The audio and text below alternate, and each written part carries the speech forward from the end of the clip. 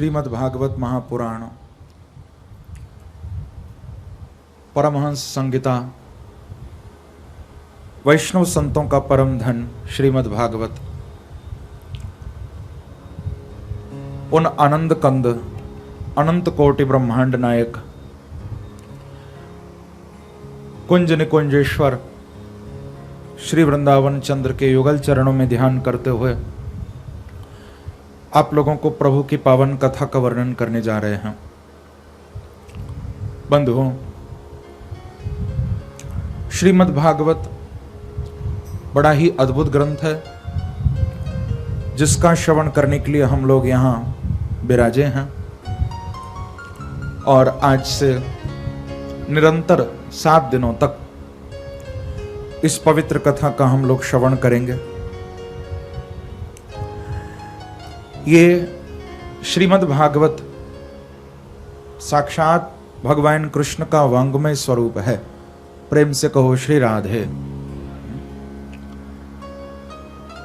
भगवान कृष्ण में और भागवत में कोई अंतर नहीं है, दोनों एक ही रूप है। कि तेनेयम वांग्मयी मूर्ति प्रत्यक्षा वर्तते हरे। भागवत के लिए कहा गया कि तेनेयम वांग्मयी मूर्ति, भागवत भगवान का वांग्मय स्वरूप है। वांग्मय का अर्थ है शब्द रूप है, साक्षात कृष्ण का स्वरूप है भागवत। यदि हम लोगों को भागवत का दर्शन हो रहा है तो आप लोग अपने अंदर यही भाव रखना कि हम साक्षात बांके बिहारी का दर्शन कर रहे हैं। यदि हम भागवत का श्रवण कर रहे हैं तो उसका यही तात्पर्य है मानो हम प्रभु श्री कृष्ण का ही श्रवण कर रहे हैं। साक्षात भगवान कृष्ण का स्वरूप है भागवत।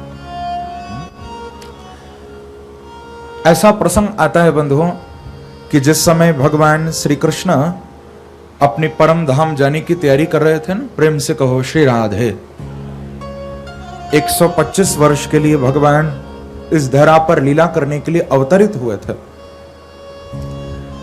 जब लीला का संवर्धन करके परम धाम जाने की तैयारी भगवान कर रहे थे तो उस समय श्री उद्धव जी भगवान कृष्ण के पास आए। उद्धव भगवान कृष्ण के मित्र हैं। उद्धव जी ने आकर भगवान को प्रणाम करके एक निवेदन किया। कहा कि भगवान, मुझे लगता है कि आप परम धाम जाने की तैयारी कर रहे हो। तो भगवान कृष्ण ने कहा कि उद्धव, आप बिल्कुल ठीक समझे। 125 वर्ष के लिए हमारा अवतरण हुआ था और जिस कार्य के लिए हम आए थे वो कार्य पूरा हो चुका है।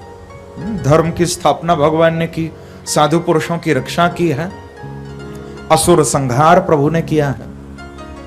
तो उद्धव को भगवान ने कहा कि उद्धव, अब तो हमको जाना पड़ेगा।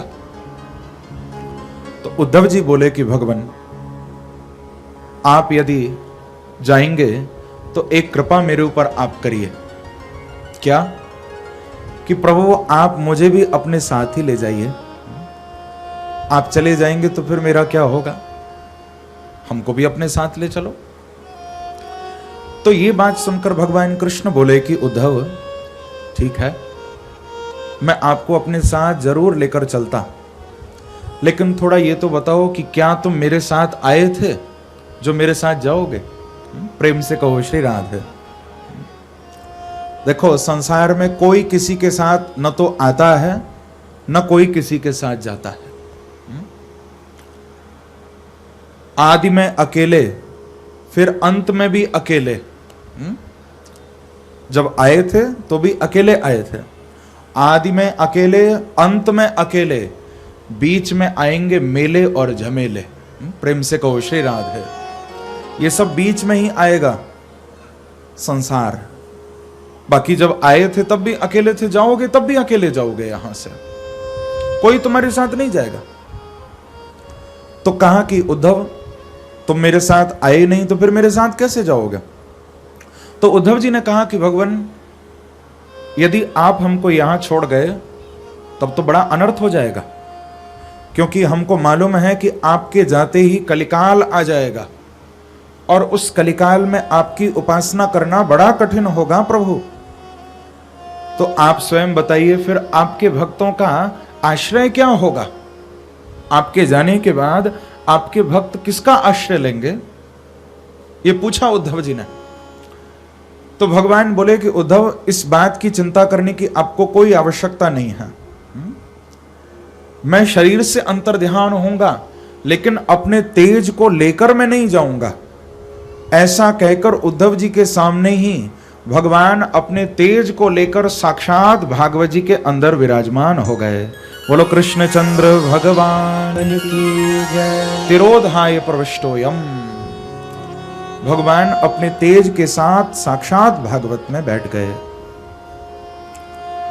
तो कहने का अभिप्राय बंधुओं, भागवत साक्षात भगवान कृष्ण का स्वरूप है। और मैं आप लोगों को 7 दिन तक अपनी कथा नहीं सुनाऊंगा। आत्मचर्चा करने के लिए मैं नहीं आया हूं। मैं आपको भगवान के पवित्र सुंदर चरित्र सुनाने आया हूं, भागवत सुनाने आया हूं।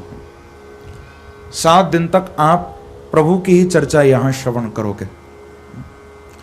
लेकिन देखो, एक नियम होता है, हम कोई भी ग्रंथ सुने तो उस ग्रंथ को सुनने से पूर्व हमको उसका महात्म जरूर सुनना चाहिए। कोई भी चाहे ग्रंथ क्यों ना हो, चाहे आप राम कथा सुनने बैठो, आप शिव पुराण सुनने बैठो, आप देवी भागवत सुनने बैठो, विष्णु पुराण सुनने बैठो, कोई भी ग्रंथ आप सुनो तो उससे पहले उसका महात्म जरूर सुनना चाहिए। तो आज हम लोग श्रीमद् भागवत के महात्म की थोड़ी चर्चा करेंगे। प्रथम दिन महात्म का होता है।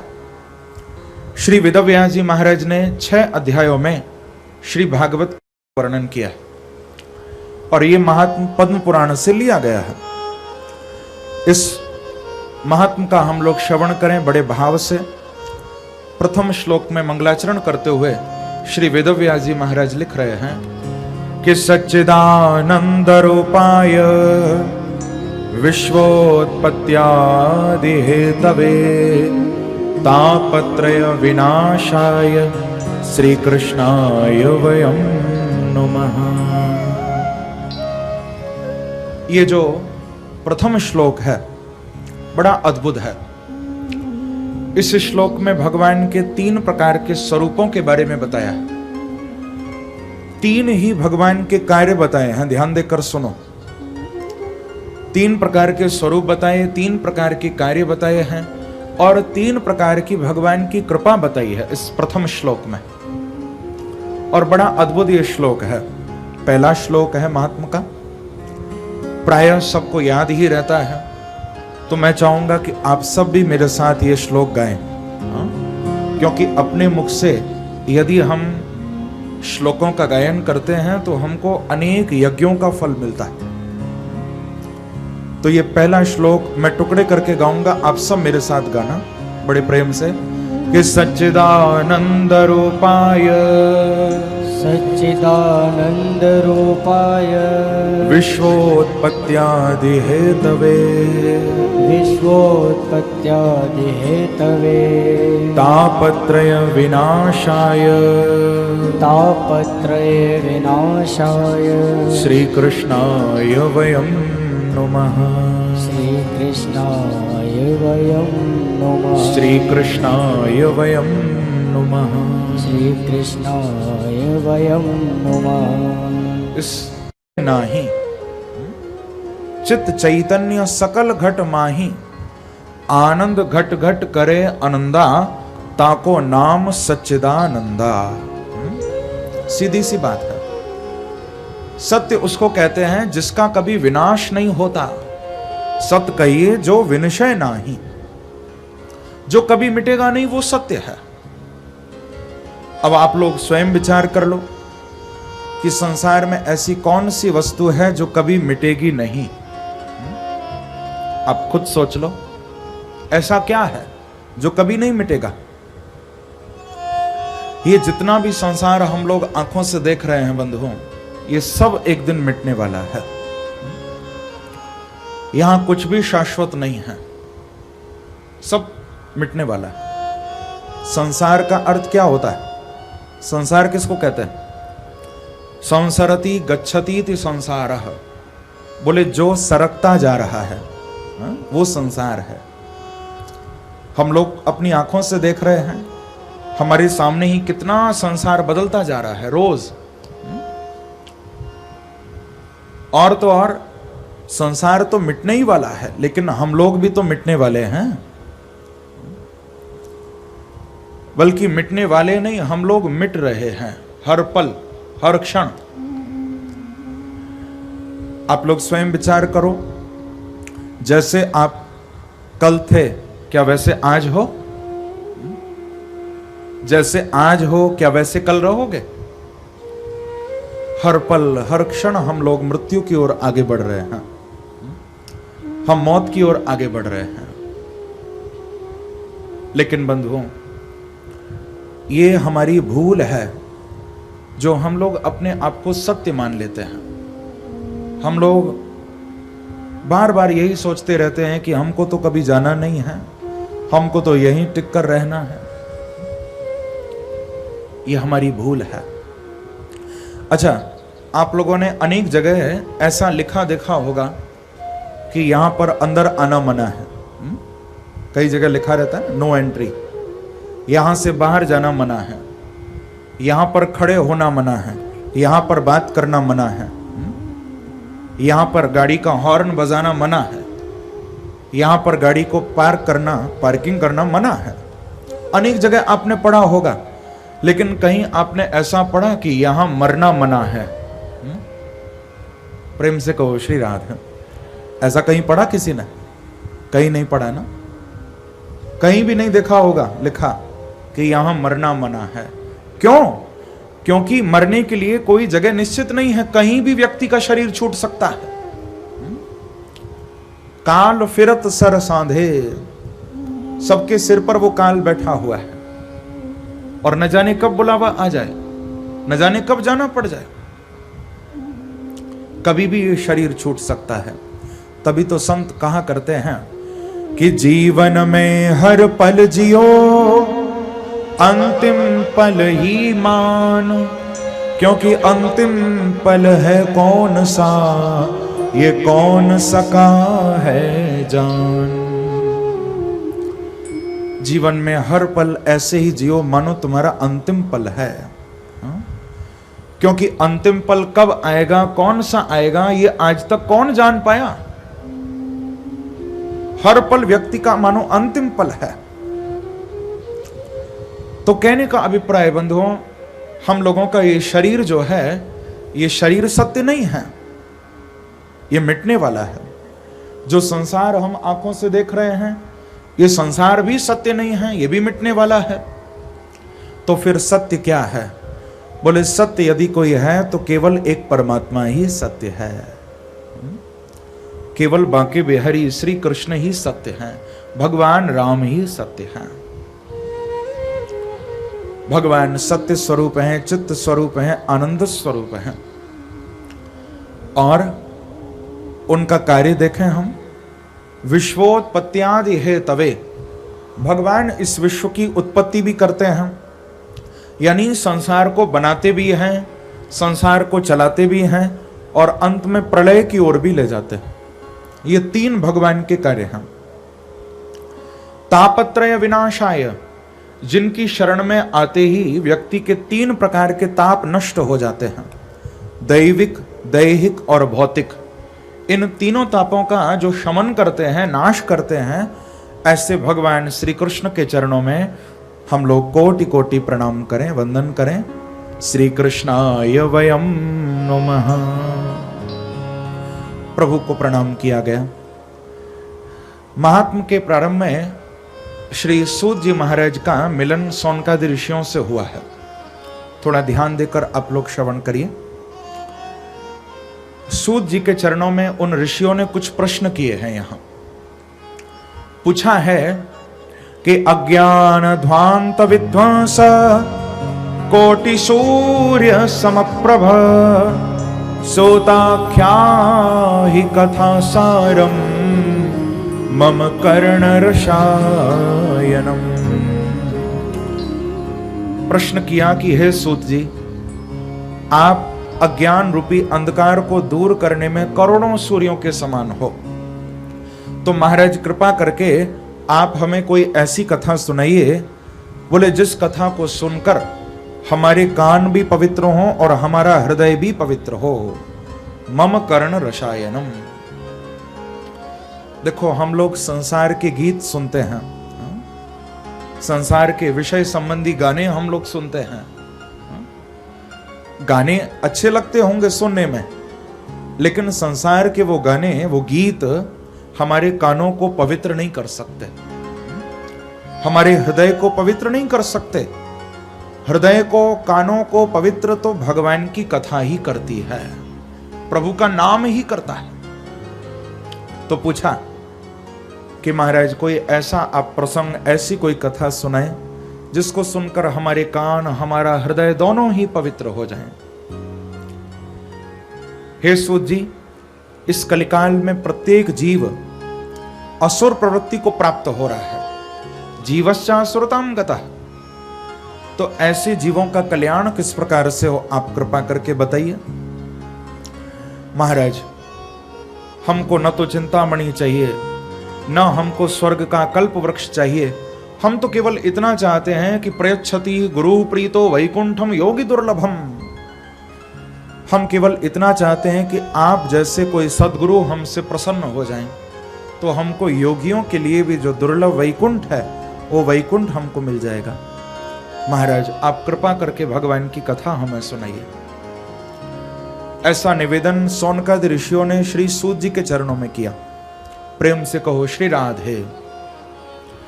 तो सूत जी महाराज ने उनको बड़ी सुंदर एक कथा सुनाई है। यहां श्री नारद जी महाराज का मिलन सनत कुमारों से हुआ है। कहां पर? बद्रीनाथ में। एकदा ही विशालायाम चत्वार ऋषयो मलाह सत्संगार्थम समायाता ददृशुस्तत्र नारदम। श्री बद्री नारायण बद्री विशाल धाम में ब्रह्मा जी के 4 बेटा हैं, सनक, सनंदन, सनातन और सनत कुमार। ये चारों सत्संग के लिए पधारे। घूम रहे थे तो क्या देखा कि सामने से नारद जी आ रहे हैं। आज नारद जी के हाथ में वीणा नहीं थी, न ही नारद जी के मुख से प्रभु का नाम निकल रहा था। नारद जी के चेहरे पर कोई तेज भी नहीं था, बड़े उदास थे। तो पूछा कि हे नारद जी, आप इतने उदास क्यों हैं, क्या बात है? तो नारद जी ने अपनी उदासी का कारण सनत कुमारों को बताया है कि अहम तो पृथ्वीं यातो ज्ञात्वा सर्वोत्तमामिति पुष्करम च प्रयागम च काशीं गोदावरीं तथा। नारद जी ने कहा कि देखो सनत कुमारों, मैं आपको क्या बताऊं, मेरी जो उदासी का कारण है उसको लगता है आप ही दूर कर सकते हो, इसीलिए मैं आपसे बता रहा हूं। देखो सनत कुमारों, मैंने इस पृथ्वी को बड़ा श्रेष्ठ माना, ज्ञात्वा सर्वोत्तमामिति। श्रेष्ठ मानकर मैंने सोचा कि पृथ्वी पर थोड़ा विचरण करूं, भ्रमण करूं। मैं घूमने के लिए निकला, अनेक तीर्थों में गया। मैं पुष्कर गया, काशी गया, हरिद्वार गया, हरिक्षेत्रम, कुरुक्षेत्रम, श्रीरंगम, सेतु बंधनम, अनेक तीर्थों में गया। लेकिन सनत कुमारों में क्या बताऊं, जहां भी जिस भी तीर्थ में मैं गया वहां मैंने केवल कलिकाल का प्रभाव देखा। नारद जी, आपने क्या देखा? तो बताया कि सत्यम नास्ति तपः शौचम दया दानम न विद्यते। सनत कुमारों, मैंने देखा कि लोगों के अंदर न तो सत्य है, न तप है, न पवित्रता है, न दया है, न दान की भावना है। ये सब बातें प्राणी मात्र के अंदर से धीरे धीरे नष्ट होती जा रही है। ऐसा नारद जी कहते हैं हमने देखा। और तो और उदरम भरणो जीवा वराका कूट भाषण। नारद जी कहते हैं कि हमने देखा अब तो संसार में केवल पेट भरने वाले लोग बाकी बचे हैं। कुछ भी करके कैसे भी बस व्यक्ति का पेट भरना चाहिए, चाहे नीति से पैसा कमाए या अनीति से कमाए, बस पेट भरे। ऐसे लोग संसार में आज देखे जाते हैं। यहां तक कि मात पिता बालक ही बुलावही, उदर भरे सोई धर्म सिखावही। नारद जी कहते हैं कि मैंने तो यहां तक देखा कि माँ बाप अब बच्चों को पेट भरने की शिक्षा ही दे रहे हैं। आज के बच्चे स्कूल में बस उतना ही सीख रहे हैं जिससे पेट भर सके अपना। भगवान की बात नहीं सिखाई जा रही। कैसे जीव का कल्याण हो वो बात नहीं बताई जा रही, केवल पेट भरने की शिक्षा। यहां तक कि नारद जी तो ये भी कहते हैं कि अब संसार में बच्चों के द्वारा माता पिता का आदर भी नहीं हो रहा और माता पिता के द्वारा बच्चों की ठीक से परवरिश भी नहीं हो रही। शाल को बुद्धिदायक। नारद जी ने एक बात बड़ी अच्छी कही। कहते हैं कि सनत कुमारों, मैंने ये भी देखा कि अब तो बच्चे अपने माँ बाप से सलाह नहीं लेते। यदि सलाह भी लेनी होती है तो अपने सालों से लेते हैं। प्रेम से कहो श्री राधे। शाल को बुद्धिदायक। माँ बाप से सलाह नहीं लेते। जब शादी हो जाती है तो गोस्वामी जी ने भी रामचरितमानस में कहा ना कि ससुरार प्यारी भई जब ते, रिपु रूप कुटुंब भय तब ते। जब से विवाह हो गया, शादी हो गई, तो अब अपने घर वाले इतने अच्छे नहीं लगते जितने ससुराल वाले अच्छे लगते। और हमारे ब्रज में तो एक कहावत भी है बड़ी प्रसिद्ध। हमारे ब्रज में तो कहते हैं कि दीवार बिगाड़े आरो और घर बिगाड़े सारो। प्रेम से कहो श्री राधे। शाल को बुद्धिदायक। लेकिन ये बात हर जगह ठीक नहीं है। अरे हमारे श्री कृष्ण भी तो अर्जुन के साले थे। भगवान ने अपनी बहन सुभद्रा जी का विवाह अर्जुन के साथ किया था, तो क्या भगवान कृष्ण ने अर्जुन का घर बिगाड़ा? नहीं, प्रभु ने तो अर्जुन का जीवन ही बना दिया। लेकिन नारद जी ने जो देखा वो बताया। और फिर कहते हैं कि देखो सनत कुमारों, हर तीर्थ में विचरण करता करता मैं अंत में वृंदावन पहुंचा था। यामुनम तटमापन्नो यत्र लीला हरे रभूत। वृंदावन में श्री यमुना जी के किनारे जब मैं पहुंचा तो वहां मेरा मिलन भक्ति से हुआ है। प्रेम से कहो श्री राधे। नारद जी का मिलन भक्ति से श्रीधाम वृंदावन में हुआ था। और क्या देखा था नारद जी ने कि यमुना के तट पर वृंदावन में भक्ति बैठी हैं और भक्ति की गोद में भक्ति के दो पुत्र लेटे हुए हैं। एक का नाम है ज्ञान और दूसरे का नाम है वैराग्य। ज्ञान और वैराग्य ये दोनों भक्ति के पुत्र हैं, संतान हैं। लेकिन नारद जी ने थोड़ा एक विचित्र दृश्य देखा। क्या देखते हैं कि वृंदावन में भक्ति तो जवान है, स्वस्थ है, लेकिन दोनों पुत्र, भक्ति के दोनों बेटे, वो बुढ़े हो चुके हैं, वृद्ध हो चुके हैं। भक्ति नारद जी को देखकर रोने लगे और निवेदन किया कि हे नारद जी, आप तो पूर्ण संत हो, आप मेरे ऊपर कृपा करो। क्योंकि संसार में तो देखा जाता है कि माँ बाप वृद्ध होते हैं लेकिन बच्चे तो जवान होते हैं, स्वस्थ होते हैं। लेकिन वृंदावन में आकर ये उल्टा ही हो गया। वृंदावन में मैं जवान बन गई और मेरे दोनों पुत्र वृद्ध हो गए हैं। नारद जी, आप मेरे ऊपर कृपा करो, मेरे पुत्रों को स्वस्थ करो। श्री नारद जी महाराज कहते हैं कि देखो भक्ति, इसमें आपकी कोई गलती नहीं है कि वृंदावनस्य संयोगात् पुनस्त्वं तरुणी नवा धन्यं वृंदावनम तेन भक्तिरनृत्यति यत्र च। हे भक्ति महारानी, इसमें आपका कोई दोष नहीं है। ये तो इस वृंदावन की ऐसी महिमा है क्योंकि इस वृंदावन में ज्ञान और वैराग्य को कोई पूछने वाला नहीं है। ये वृंदावन तो भक्ति की भूमि है। प्रेम से कहो श्री राधे।